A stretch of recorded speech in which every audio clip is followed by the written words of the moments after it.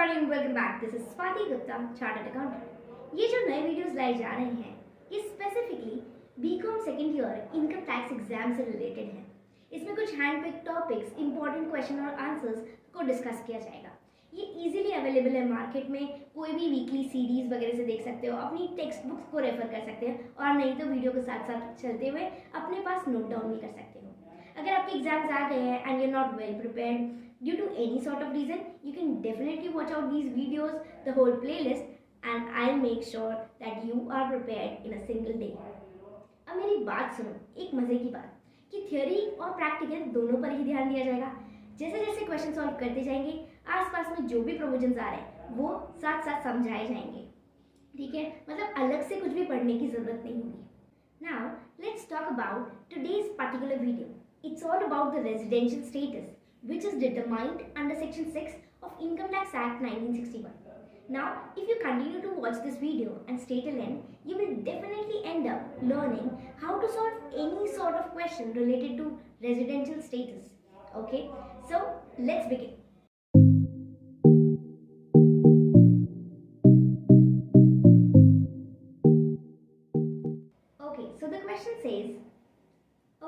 The question says, explain the provisions of Income Tax Act to determine the nature of residence of the assessees.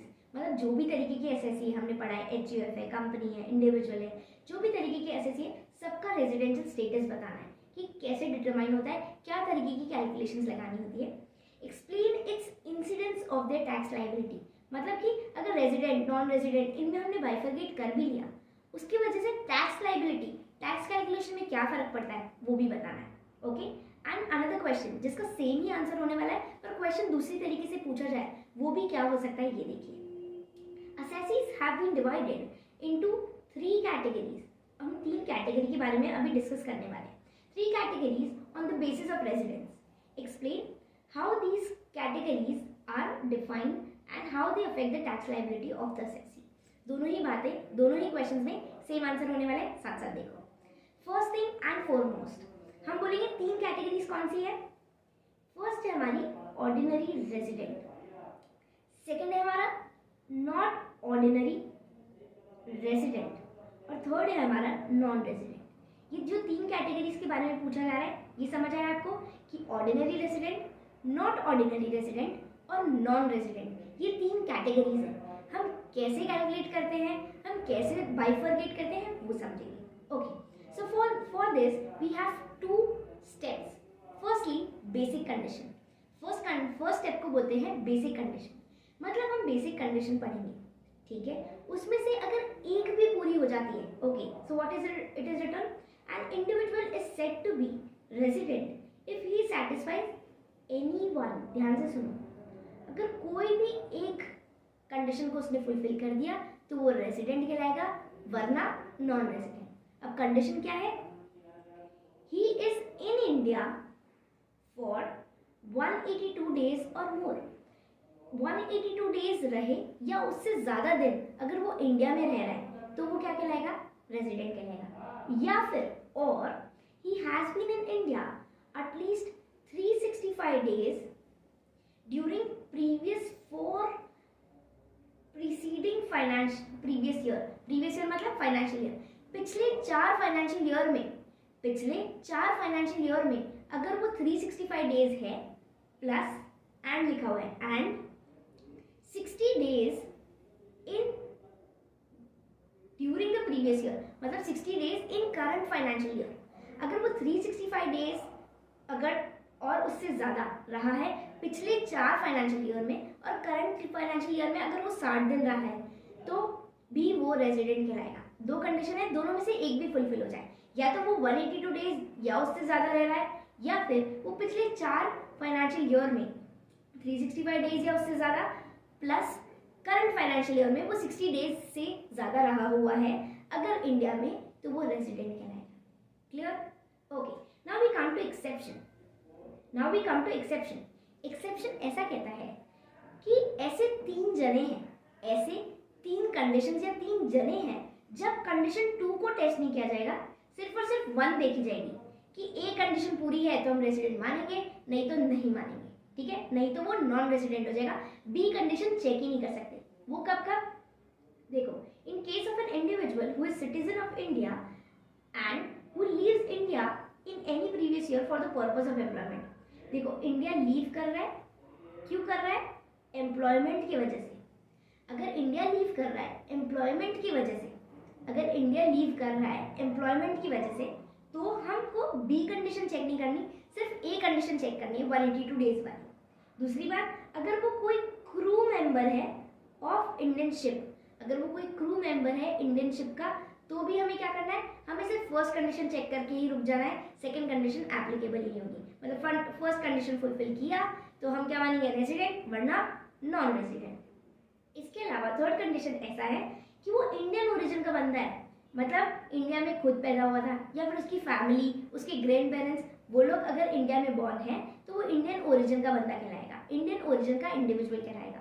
तो अगर वो Indian origin का जना है और वो इंडिया आ रहा है विजिट करने के लिए, इंडिया आ रहा है, come on a visit to India, तो भी क्या माना जाएगा, तो भी ये सेकंड कंडीशन टेस्ट नहीं करेंगे, सिर्फ और सिर्फ फर्स्ट कंडीशन चेक करेंगे, उसके हिसाब से वो रेजिडेंट होगा, नहीं तो नॉन रेजिडेंट होगा। क्लियर है। अब ये बात हो गई बेसिक कंडीशन की। ओके, सो इससे हमें क्या पता चलेगा, बेसिक कंडीशन फुलफिल होने से ये पता चलता है या तो वो रेजिडेंट है, या तो वो रेजिडेंट है, या फिर नॉन रेजिडेंट है, या फिर नॉन रेजिडेंट है।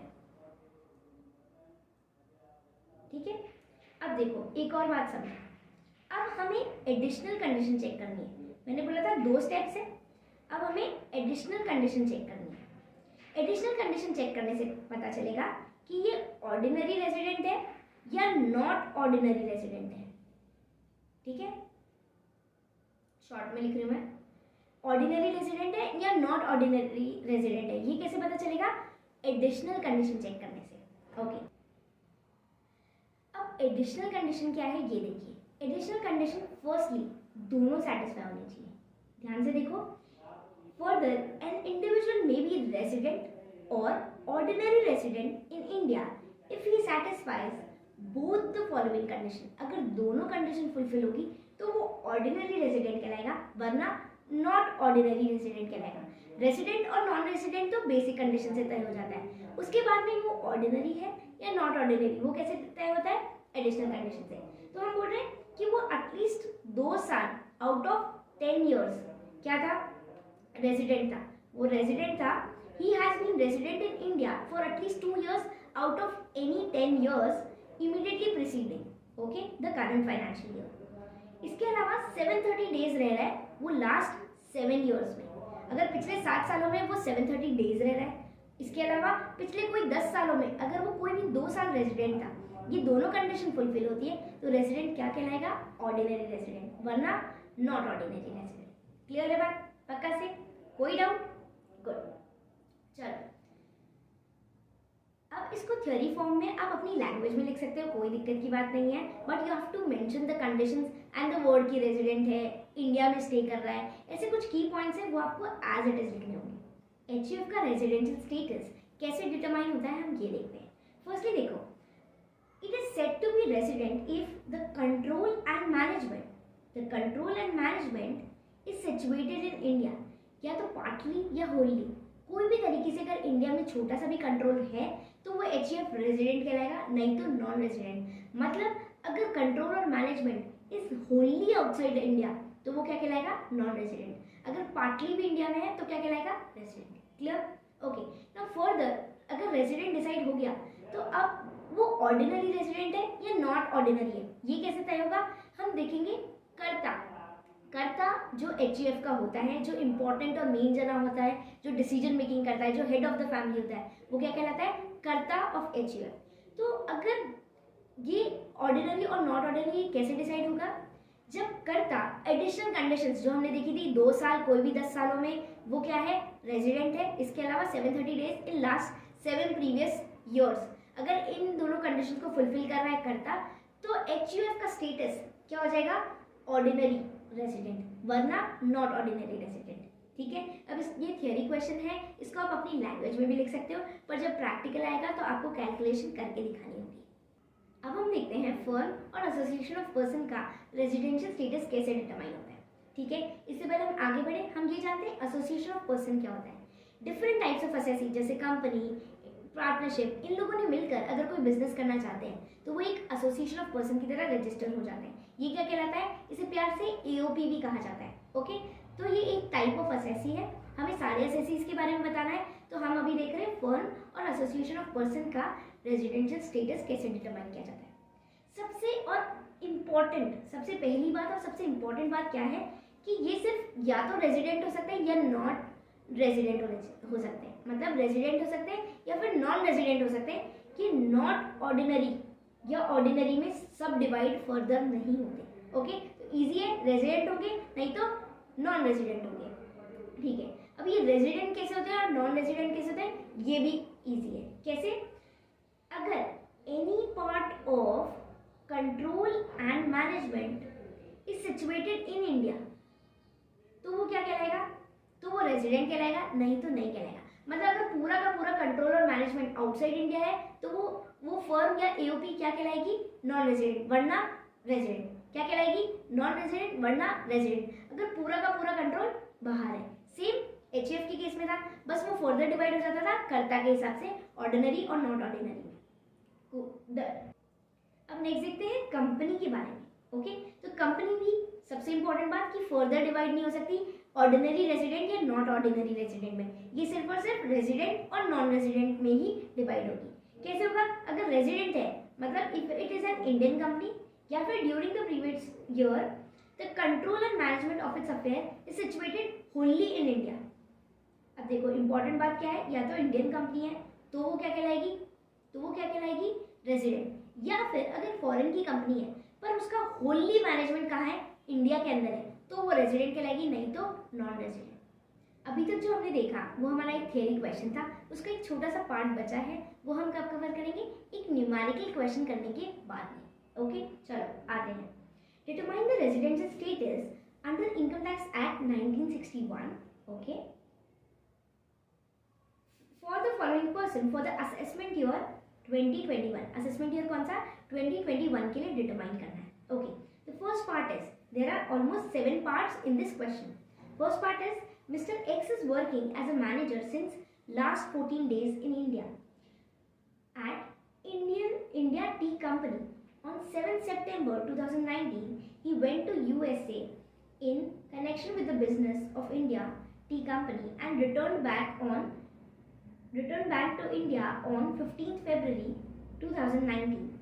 क्वेश्चन क्या कह रहा है? ध्यान से सुनो।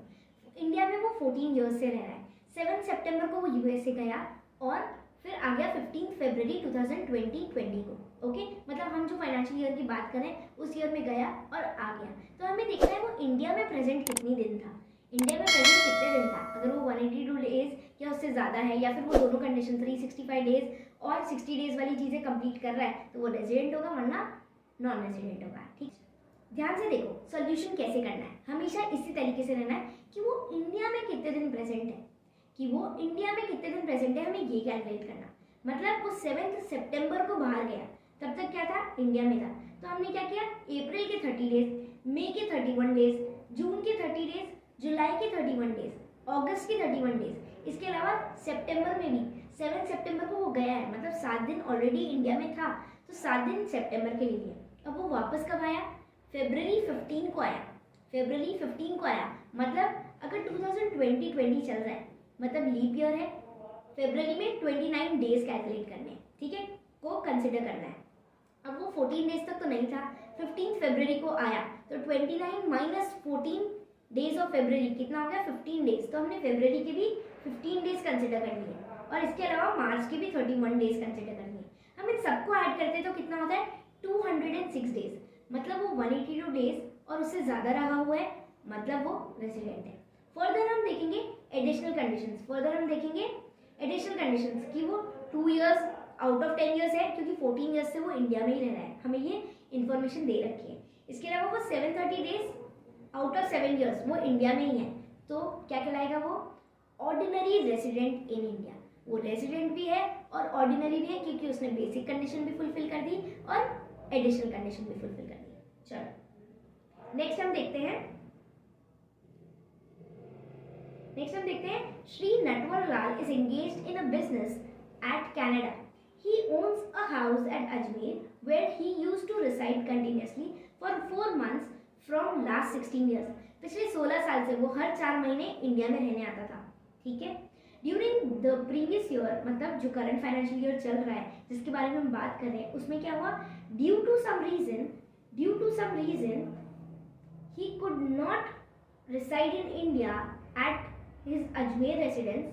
He could only reside in India at his Ajmer residence from 1 मई to 15 मई. मतलब सिर्फ और सिर्फ 15 दिन वो इंडिया में रहा. ठीक है. तो अगर सिर्फ और सिर्फ 15 दिन इंडिया में रहा तो क्या ये बेसिक कंडीशन में से एक भी कंडीशन फुलफिल कर रहा है? नहीं. ठीक है. तो ये क्या हो जाएगा, डायरेक्टली नॉन रेजिडेंट. आंसर देखो, श्री नटवर लाल stay in India during the previous year was only 15 days. Therefore, he is non-resident. Third part देखते हैं. Shri Rajesh, after residing continuously in India for last 25 years, went to Japan in connection with his business on 15th March 2017. ठीक है. 25 साल से वो India में रह रहा है. अब वो 15 मार्च 2017 में गया था और आया कब, 20 सितंबर 2019 में इंडिया में वापस आ गया. देखो फाइनेंशियल ईयर्स का ध्यान रखना है, कौन से ईयर में गया है. वो 25 साल से इंडिया में रह रहा था. पिछले 2017 में 15 मार्च को वो चला गया और अब अपना जो फाइनेंशियल ईयर है 1920, तो उसके बीच में वो कहाँ आ गया, वो इंडिया के अंदर फिर से आ गया 20 सितंबर 2019 को.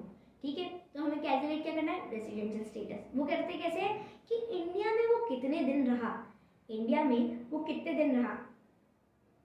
कैलकुलेट करो, देखो ट्राई करो कि वो सितंबर में कब आया. वो सितंबर में आया 20 सितंबर को आया. ठीक है. सितंबर में कितने दिन होते हैं, 30 दिन होते हैं. तो 19 सितंबर तक तो वो बाहर था, 20 सितंबर को वो इंडिया में आ गया. ओके. तो मतलब 11 डेज वो इंडिया में है. तो हमने सितंबर के 11 डेज ले लिए, फिर अक्टूबर के 31 डेज, नवंबर के 30 डेज, दिसंबर के 31, जनवरी के 31, फरवरी के 29 डेज और मार्च के 31 डेज. ठीक है. इसको हमने किया कैलकुलेट, तो हमारे पास कितना आया, 194 डेज. क्या 194 डेज कंडीशन फुलफिल कर रहे हैं 182 डेज वाली? हाँ. तो इसके लिए मतलब वो रेजिडेंट है. फर्दर वो पिछले 25 सालों से इंडिया में था, मतलब उसने 730 डेज और 2 साल वाली कंडीशन भी फुलफिल कर दी होगी. इसलिए वो क्या है, ऑर्डिनरी रेजिडेंट. रेजिडेंट है और वो भी ऑर्डिनरी रेजिडेंट, क्योंकि वो बेसिक और एडिशनल दोनों कंडीशंस फुलफिल कर रहा है. चलो नेक्स्ट देखते हैं.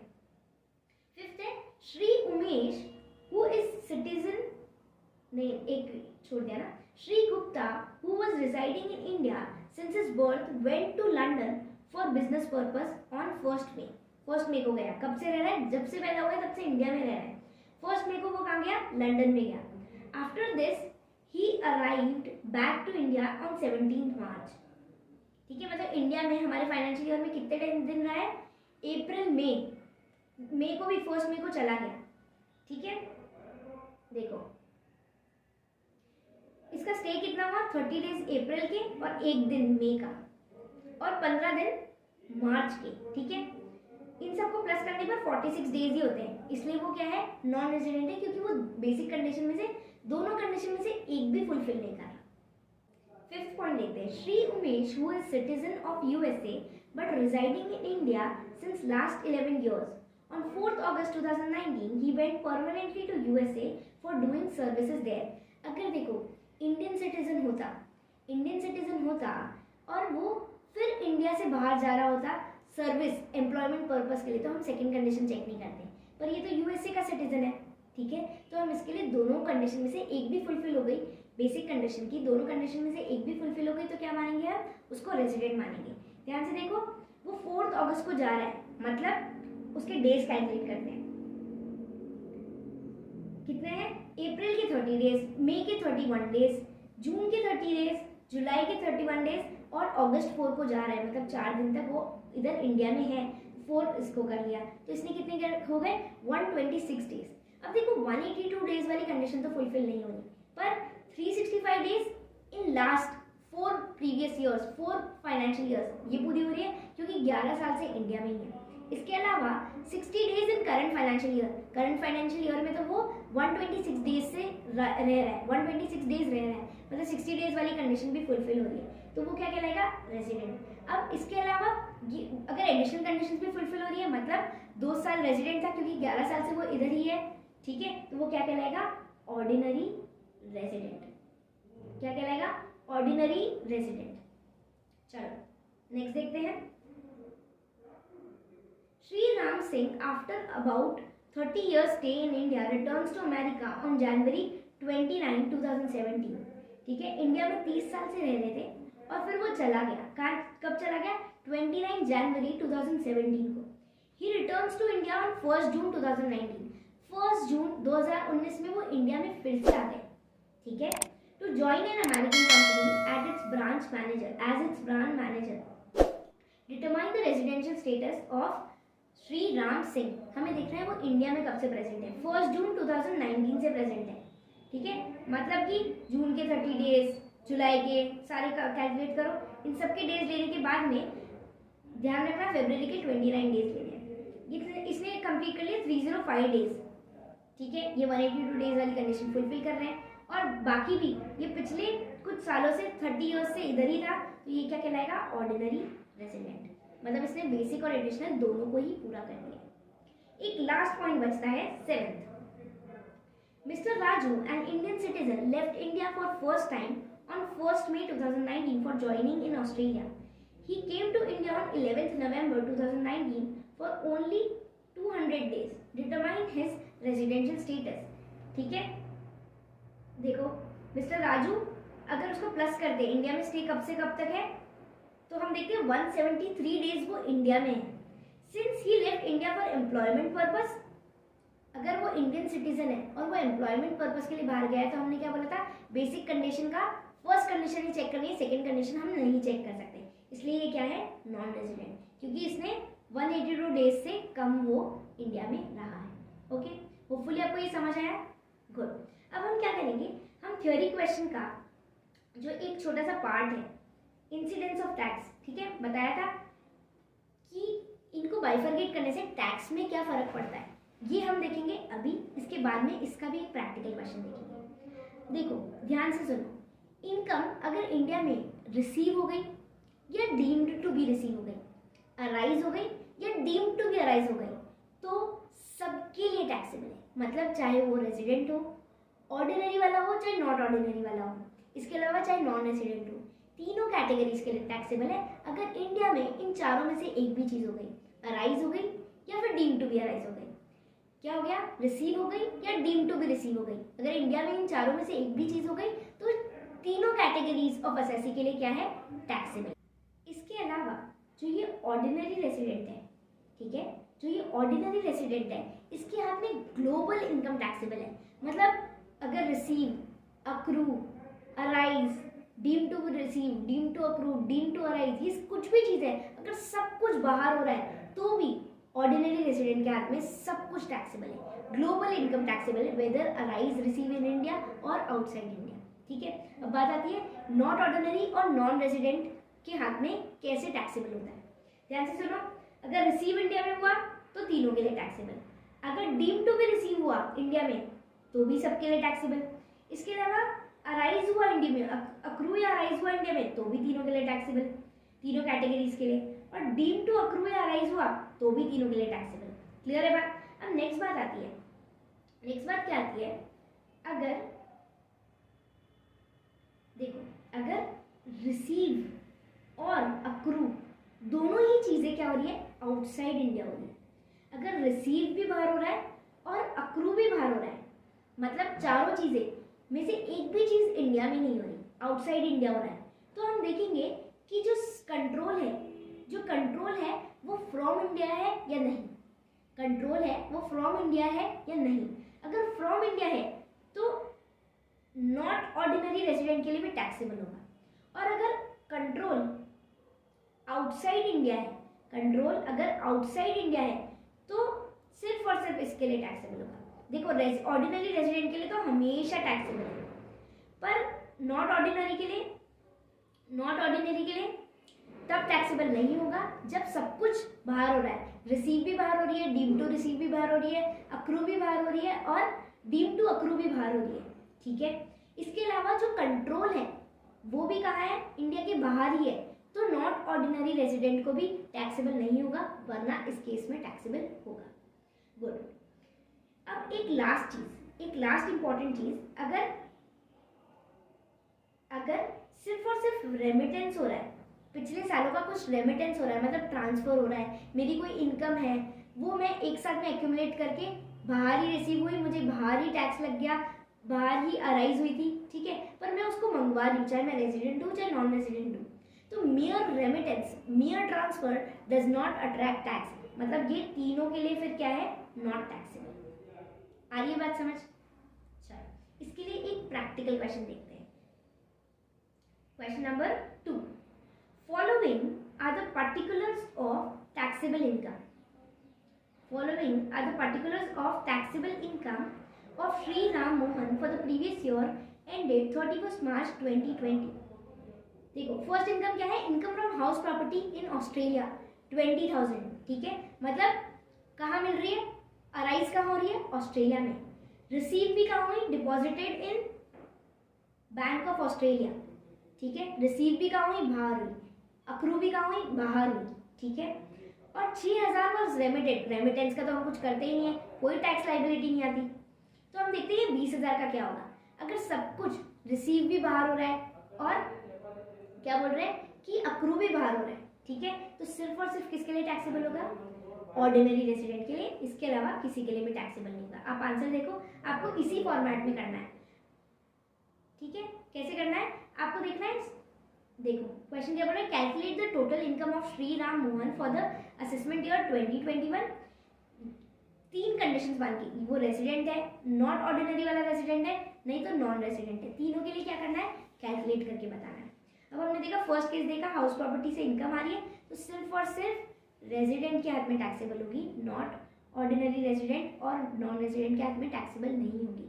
क्यों नहीं होगी, क्योंकि कंट्रोल भी बाहर ही है, रिसीव भी बाहर हो रहा है और अराइज भी बाहर हो रहा है। नेक्स्ट पॉइंट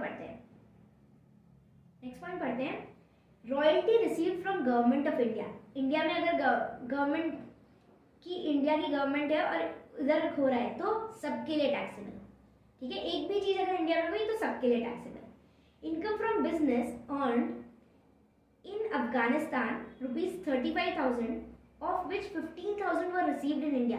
15,000 क्या है, इंडिया में रिसीव हो गया, ठीक है, 35,000 में से 15,000 इंडिया में रिसीव हो गया, एक भी चीज इंडिया में रिसीव हो गई, मतलब ये 15,000 तो तीनों के लिए टैक्सेबल।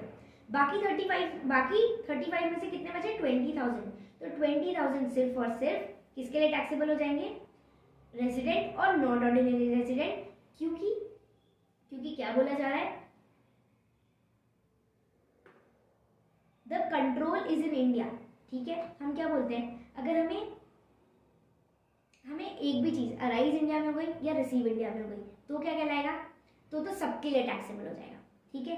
अगर दोनों ही चीजें बाहर हो रही है तो हम देखेंगे कंट्रोल किसका है, कंट्रोल इंडिया का है या आउटसाइड इंडिया का। हमारे गिवन केस में कंट्रोल कहाँ पे है, कंट्रोल फ्रॉम इंडिया है, तो कंट्रोल फ्रॉम इंडिया है तो मतलब नॉट ऑर्डिनरी रेजिडेंट के हाथ में भी टैक्सेबल होगा, मतलब 15,000 तो सबको टैक्सेबल होंगे और बचे हुए 20,000 सिर्फ और सिर्फ ऑर्डिनरी रेजिडेंट और नॉट ऑर्डिनरी रेजिडेंट को टैक्सेबल होंगे। फोर्थ पॉइंट पे आओ, income from investment in Malaysia ₹40,000। Investment कहाँ पे, मलेशिया में। This amount was received in Malaysia by his authorised representative and sent to India through bank transfer. सिर्फ remittance हो रहा है तो इसका कोई मतलब नहीं है, सिर्फ और सिर्फ किसको टैक्सेबल हो जाएगी, सिर्फ और सिर्फ रेजिडेंट के हाथ में टैक्सेबल हो जाएगी, ऑर्डिनरी वाले के, बाकी किसी के भी हाथ में टैक्सेबल नहीं होगी। नेक्स्ट हम देखते हैं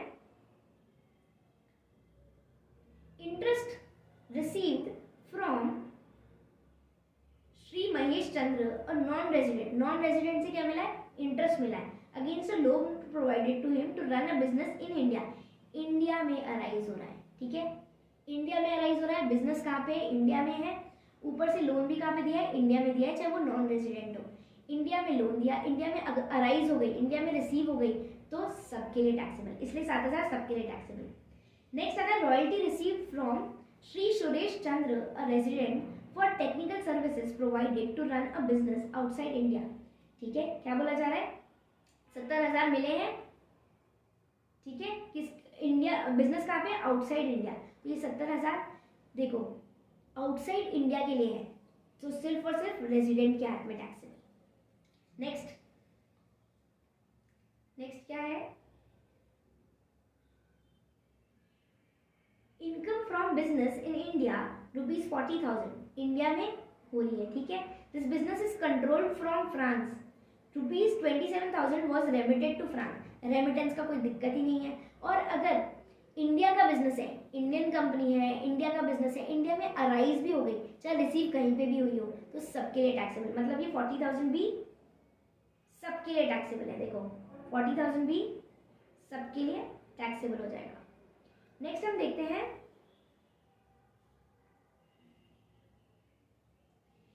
income from sale of house property in Jaipur ₹30,000, half of this amount was received in France. Property कहाँ की है, इंडिया की है। अराइज कहाँ पे हो गया, इंडिया में हो गया, तो सबके लिए taxable. Last point, gift in foreign currency ₹74,000 from a friend on the occasion of wedding received in India. देखो ऐसे तो गिफ्ट मिला है तो टैक्सेबल होता, ठीक है। पर अपन क्या बोलते हैं, गिफ्ट अगर डेथ पे मिला, वेडिंग पे मिला, कोई रिलेटिव से मिला, तो वो नॉट टैक्सेबल होता है सारे एसएससी के लिए। मतलब तीनों के लिए ही नॉट टैक्सेबल है। क्यों नॉट टैक्सेबल है, क्योंकि ये वेडिंग पर मिला है, डेथ पर मिलता तो भी, रिलेटिव से मिलता तो भी। क्लियर है बात, पक्का। होपफुली आपको ये समझ आ रहा है। बढ़ते हैं हम इस वीडियो के लास्ट क्वेश्चन की तरफ। इससे पहले आगे बढ़े, आपको एक बात समझनी जरूरी है, बिजनेस कनेक्शन। एक वर्ड आता है बिजनेस कनेक्शन, मतलब कोई भी इनकम अगर नॉन रेजिडेंट को हो रही है, वो इंडिया के बाहर अराइज हो रही है, बाहर रिसीव हो रही है, तो हम क्या मानते हैं, नॉट टैक्सेबल इन इंडिया। पर किसी भी तरीके से उस नॉन रेजिडेंट का इंडिया में कनेक्शन है, कोई इनकम से अगर उसका कनेक्शन है, बिजनेस कनेक्शन है, कोई एजेंट के थ्रू, कोई ऑथराइज रिप्रेजेंटेटिव के थ्रू, कोई स्पेसिफिक ब्रांच के थ्रू, तो वो बिजनेस कनेक्शन के अंडर इंक्लूड किया जाएगा और वो इनकम को भी टैक्सेबल कर दिया जाएगा नॉन रेजिडेंट के हाथ में, ठीक है। देखते हैं कंडीशंस। एक्सेप्ट अ केस जब सिर्फ और सिर्फ उसने एजेंट ने क्या किया, स्टॉक को परचेज किया एक्सपोर्ट के पर्पस के लिए, वो होल्ड नहीं कर रहा, ठीक है। चलो देखते हैं। Mr. X is an agent of non-resident who earns income in India from different business transactions for non-resident, ठीक है। तो हम क्या बोल रहे हैं, सोल्यूशन देखो। Mister x is an agent of non resident. Non resident की इनकम नहीं टैक्सेबल होती अगर इंडिया में नहीं हो रही, पर वो एक एजेंट के थ्रू इंडिया में कमा रहा है, ठीक है। तो क्या बोलेंगे, the income is treated as income accrued from business connection, ठीक है। और अगर इंडिया में अक्रू हो गई तो क्या होगा, टैक्सेबल मानी जाएगी। नेक्स्ट देखते हैं, बी पॉइंट क्या कहता है, Mister Y is authorised to purchase. Mister Y कोई एक एजेंट है, कोई ऑथराइज्ड रिप्रेजेंटेटिव है, who is authorized to purchase goods in India, who is dispatching goods to non-resident just after purchasing the goods। मतलब goods को ना ही वो कुछ दूसरे कंडीशंस में ला रहा है, ना ही उसमें कोई एड ऑन कर रहा है, बस और बस उसने खरीदा और डायरेक्टली एक्सपोर्ट कर दिया, तो क्या मानेंगे हम, क्या मानेंगे, not treated as income accrued from a business connection, ठीक है। सिर्फ और सिर्फ डायरेक्टली खरीदा और डायरेक्टली ट्रांसपोर्ट कर दिया, एक्सपोर्ट कर दिया, ठीक है, बाहर भेज दिया नॉन रेजिडेंट को, तो क्या मानेंगे, तो हम उसको इनकम इंडिया में नहीं मानेंगे। पर नेक्स्ट में देखो, अगर उसने होल्ड किया, ठीक है, उसने क्या किया, he keeps as a stock और फिर एक्सपोर्ट किया है, पहले अपने स्टॉक की तरह होल्ड किया और फिर क्या किया, एक्सपोर्ट किया, जैसे जैसे उसने मंगवाया, सामने जो नॉन रेजिडेंट है उसने जैसे जैसे ऑर्डर दिए उसकी तरह हिसाब से अगर उसने एक्सपोर्ट किया है और उतने टाइम तक उसने उस स्टॉक को होल्ड किया है, then this income will be treated as, this income is treated as income accrued from business connection, ठीक है। चलो एक और बात, Ramesh is an independent broker.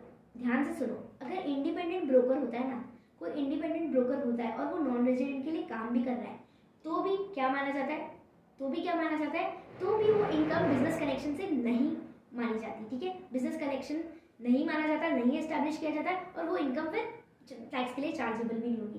पर अगर वो बहुत सारे इंडिविजुअल से डील कर रहा है, इंडिपेंडेंट ब्रोकर है, बहुत सारे इंडिविजुअल से डील कर रहा है और वो सारे इंडिविजुअल्स अगर एक ही इंडिविजुअल से गवर्नड है, मतलब एक राजा बैठा हुआ है, एक नॉन रेजिडेंट राजा है जो बाकी इंडिविजुअल्स को कनेक्ट क्या कर रहा है, गाइड कर रहा है, इंस्ट्रक्ट कर रहा है, उन सबको कंट्रोल कर रहा है, ठीक है, तो उस केस में बिजनेस कनेक्शन मान लिया जाएगा। इंडिपेंडेंट ब्रोकर होता है तो हम क्या मानते हैं, तो हम बिजनेस कनेक्शन इस्टेब्लिश नहीं करते। पर जो आपके इंडिविजुअल जो कस्टमर्स है, अगर उन पर एक ही जना कंट्रोल कर रहा है तो हम क्या मानेंगे, बिजनेस कनेक्शन मानेंगे। ये दो कंडीशन समझो, जो डी और ई है समझ आ जाएगा। Ramesh is an independent broker receiving orders for sale from different non resident individuals, but all such non resident are controlled by single non resident individual. Control किससे हो रहा है, एक सिंगल वाले से। तो अपन क्या बोलेंगे कि बिजनेस कनेक्शन है, will be treated as accrued from business connection. जबकि हम एक लास्ट केस देखते हैं, Hariram is an independent broker, independent broker है, deals in business transaction for many person for commission. In previous he was engaged in a business transaction for non resident who earn ₹4,000 out of it. तो ये 4,000 will not be treated as income from business connection। Independent broker की income को business connection से income नहीं माना जाता है, ठीक है। पर अगर वो सारे इंडिविजुअल्स जो इंडिविजुअल नॉन रेजिडेंट्स है वो एक ही नॉन रेजिडेंट से कंट्रोल हो रहे हैं तो फिर उनको एक ही ग्रुप मान के बिजनेस कनेक्शन को एस्टैब्लिश कर दिया जाता है। क्लियर है बात? पक्का? ये छोटे से कुछ क्वेश्चंस थे, ये पक्का से बहुत ही इंपॉर्टेंट वाले हैं, तो जरूर से रिवाइज करना। होपफुली आपको समझ आया होगा। आप आराम से जो आपके एग्जाम क्वेश्चंस है, जो आपकी बुक के क्वेश्चंस है, आप आराम से अटेम्प्ट कर सकते हो। होपफुली मज़ा आया, बने रहो, साथ साथ चलते रहो। पूरी प्लेलिस्ट आई रखी है, आप आराम से पूरी वॉच आउट करो, अपने फ्रेंड्स के साथ शेयर करो। लास्ट मिनट पर भी you can prepare, believe in yourself. Okay, मिलते हैं अपने अगले वीडियो में। Till then take care, be safe, stay tuned.